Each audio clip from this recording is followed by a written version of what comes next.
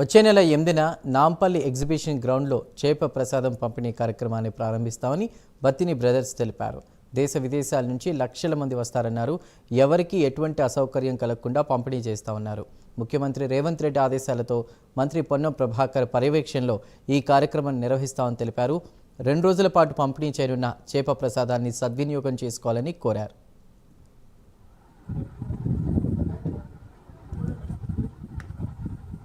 బత్తిని కుటుంబంలో 5 అన్నదమ్ముల్లో బత్తిని శివరామ్ శంకర్ గౌడ్, బత్తిని సోమలింగం గౌడ్, బత్తిని విశ్వనాథం గౌడ్ 3వ వారు, 4 బత్తిని హరినాథ్ గౌడ్, 5వ వారు ఉమామహేశ్వర్ గౌడ్.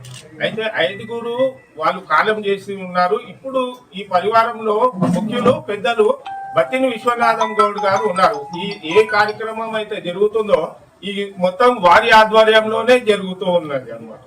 దూద్బోలిలో ఉదయం 7వ తేదీ ఉదయం సత్యనారాయణ వ్రతం మొదలుకొని భావి పూజ అవన్నీ చేసుకున్న దాని తర్వాత 12 గంటల పాటు ప్రసాదాన్ని తయారు చేయడం జరుగుతుంది.